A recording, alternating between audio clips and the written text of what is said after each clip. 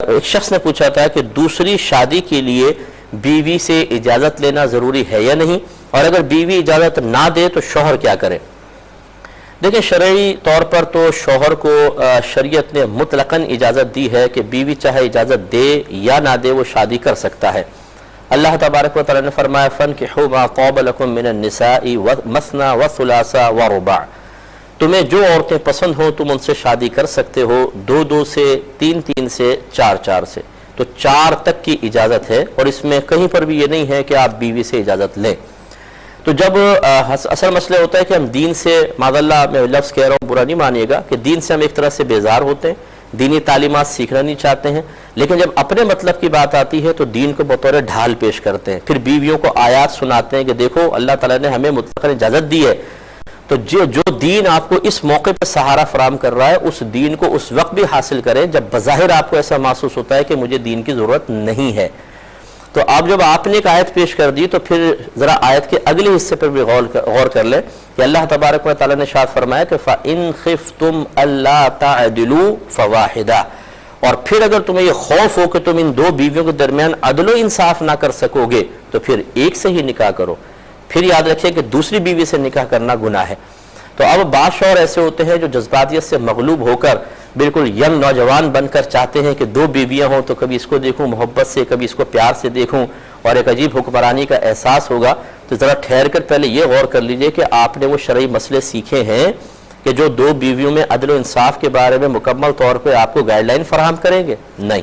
کوئی دین نہیں سیکھا ہوا۔ شریعت 2 بیویوں کے بارے میں کیا کہہ رہی ہے، ان کے نان نفقے کے بارے میں کیا کہہ رہی ہے، ان کے رہائش کے بارے میں کیا کہہ رہی ہے، کچھ نہیں معلوم، بس دولہا بننے کا شوق ہے، پپو بننے کا شوق ہے کہ دوسری شادی ہو جائے میری۔ تو یہ بھی ذرا غور و تفکر کریں کہ اگر آپ نے عدل و انصاف نہ کیا تو رحمت کونین صلی اللہ علیہ وسلم ارشاد فرماتے ہیں جس کے 2 بیویاں ہوں اور وہ ایک بیوی کے ساتھ ناانصافی کا ارتکاب کرے تو یہ میدان محشر میں اس طرح آئے گا کہ اس کا آدھا بدن فالج زدہ ہوگا،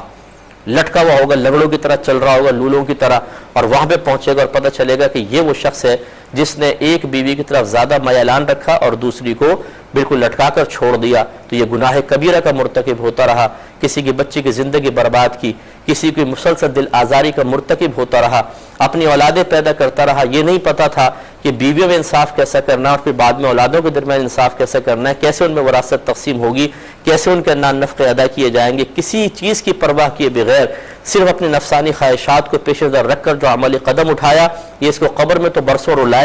گا، میدان محشر میں جو اس کا تماشا بنے گا وہ دیکھنے والا ہوگا۔ اس لیے دوسری شادی کے خواہش مند یہ ادھیڑ عمری میں پہنچنے کے باوجود نوجوانوں والے جذبات رکھنے والے اشخاص سے میری گزارش ہے کہ تھوڑا سا بریک لگائیں، کچھ اپنی آخرت کی بھی فکر کریں۔ دوسری بیوی اگر آ بھی گئی تو ایسے نہیں ہے کہ وہ بالکل منہ بند کر کے آپ کے ساتھ رہے گی۔ ایک بیوی اتنی خطرناک ہوتی ہے، سوچئے جب 2 جمع ہو جائیں گی تو پھر سر پہ بال کہاں رہیں گے۔ تو اس لیے اچھی طریقے سے ایک ہی بیوی کے ساتھ گزارا کر لیں، یہ بہت بہتر ہے۔ اگرچہ شریعت منع نہیں کرتی لیکن چونکہ اکثر شوہر نہیں جانتے کہ دونوں بیویوں کے حقوق کی ادائیگی کا طریقہ کیا ہے۔ مثال کے طور پہ میں ایک آپ کو مثال دیتا ہوں،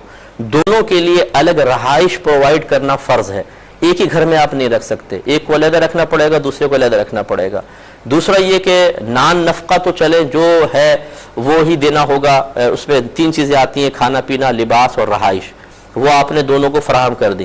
اس کے بعد جتنی بھی اضافی چیزیں لے کر آئیں گے جو ایک بیوی کے لیے لائیں گے وہ دوسری کے لیے، مثال کے طور پہ اگر اس کے لیے پان خریدا ہے نا تو اس کے لیے بھی پان خریدنا پڑے گا، اگر اس کو ایک جوڑا بنایا ہے تو اس کو بھی بنانا پڑے گا، اس کو ایک سیٹ بنایا ہے تو اس کو بھی بنانا پڑے گا۔ یعنی نان نفقے سے پھر آگے بڑھ کر جتنا ایک بیوی پر احسان کریں گے دوسری کے ساتھ بھی ویسا کرنا پڑے گا، تب یہ عدل و انصاف متحقق ہوگا۔ اور اگر آپ سوچیں گاڑی کی ڈگی میں رکھ کے چپکے سے لے آؤں گا، ایک بیوی کو پتہ نہیں چلے گا، تو بیوی کو پتہ چلنا نہ چلنے کا کوئی مسئلہ نہیں ہے، اللہ تعالیٰ کو پتہ ہے یا نہیں ہے، اصل تو اجر اور پکڑ اور گرفت یہ اللہ کی طرف سے ہے۔ لہٰذا میں نے اکثر یہ دیکھا ہے کہ شوق میں شادیاں تو کر لیتے ہیں، نفسانی خواہش بھی پوری ہوتی ہے، نفس کو سکون بھی مل جاتا ہے، شیطان بھی ڈھولکیاں بجا رہا ہوتا ہے، بڑا خوش ہوتا ہے کہ اچھا ہوا اب یہ شخص تو پھنس گیا، اور دین بالکل نہیں سیکھا ہوتا اور اتنی ناانصافیاں کرتے ہیں جس کو کوئی انتہا نہیں۔ اتنے دل خراش واقعات ہیں کہ اگر میں 4 گھنٹے کا پروگرام کر کے واقعات آپ کو بتاؤں تو یقین کریں ٹائم ختم ہو جائے گا،